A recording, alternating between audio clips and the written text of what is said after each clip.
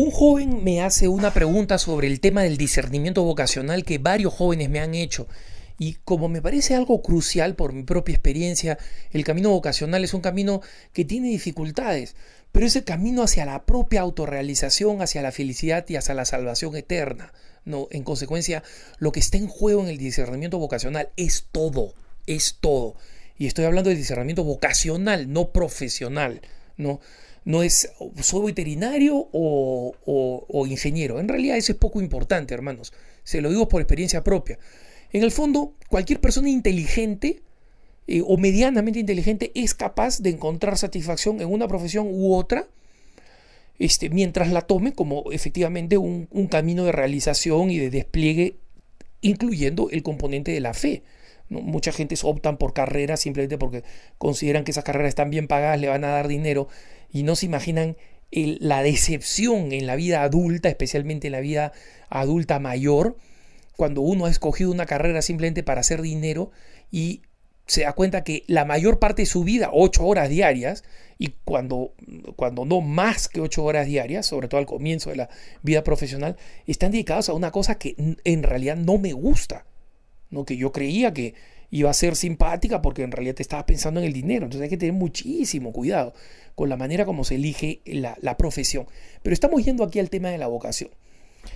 El tema del discernimiento vocacional, salvo ocasiones o circunstancias muy especiales, o sea, personas que yo conozco que desde niñitos querían ser consagrados o sacerdotes y nunca tuvieron ninguna duda, ¿no? Recuerdo que una vez un arzobispo, gran amigo mío, a quien estimo muchísimo, me preguntó: Alejandro, ¿cómo fue tu vocación? ¿No?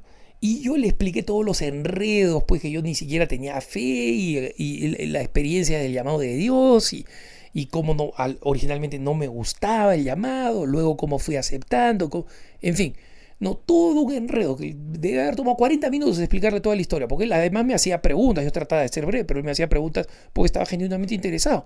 Entonces yo le pregunté: ¿y usted, monseñor, cómo fue su vocación?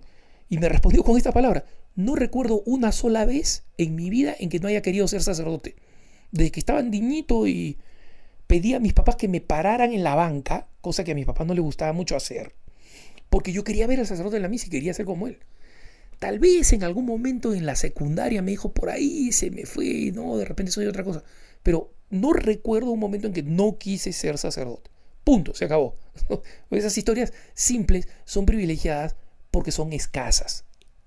En la mayoría de los casos, los caminos son más difíciles de discernimiento, de opción, etc. Y esta persona, el último joven que me consulta sobre esto, me dice: mira, yo por ejemplo tengo una gran necesidad, un gran deseo de ir al Santísimo Sacramento, de participar en la misa diaria, de participar en la adoración, en la meditación, en las liturgias de la iglesia. Pero ¿cuánto es eso? Que puede ser que yo estoy en un país ahora que no es el mío, no estoy, y por otro lado me vienen ideas vocacionales. Entonces, lo que este amigo está describiendo es básicamente la crisis de discernimiento. Es siempre así, se mezclan muchas ideas.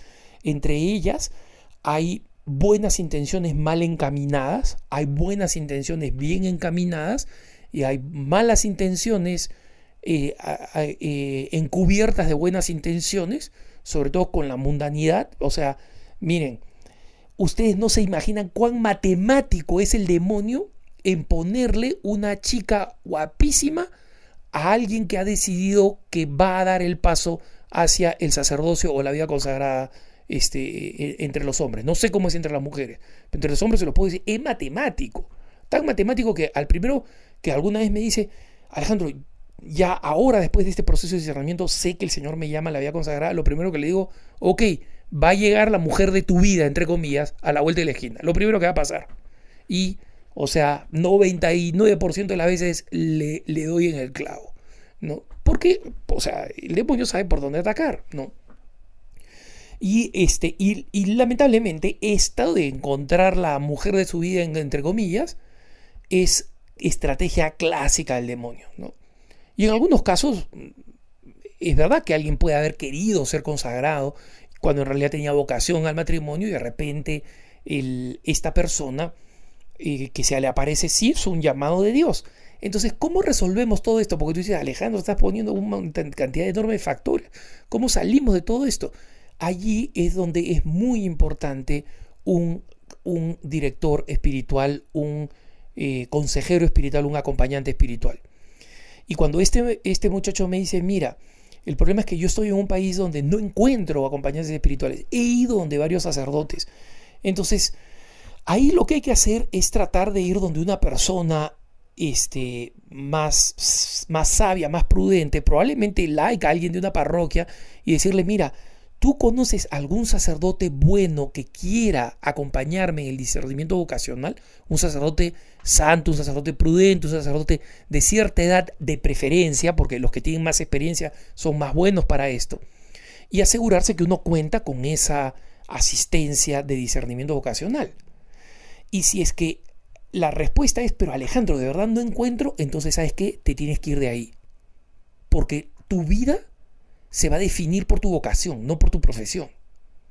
Y si tú tienes serias dudas de tener la posibilidad de un llamado a la vida consagrada, tú no puedes jugar con eso, no puedes dejarlo de lado, no puedes postergar el discernimiento, porque el tiempo no está a favor de la persona que discierne.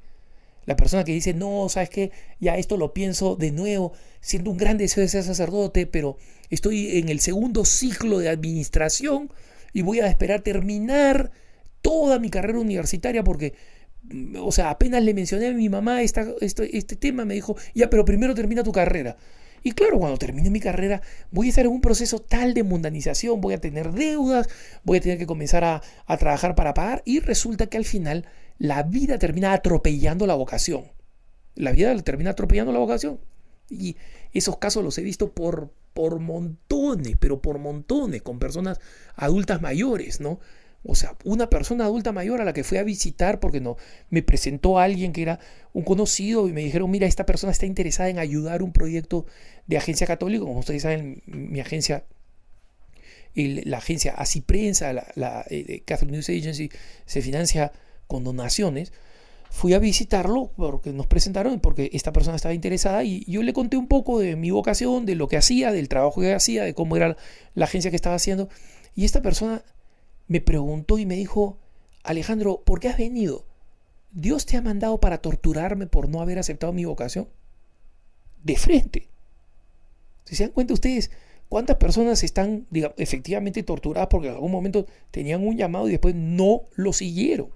La felicidad está en juego. En consecuencia, si es que no has encontrado un buen director espiritual, busca más, busca mejor. Si tú estuvieras muriéndote de hambre, o sea, buscarías comida donde sea. Y tendrías la sabiduría de tratar de encontrar comida buena, no simplemente cualquier basura.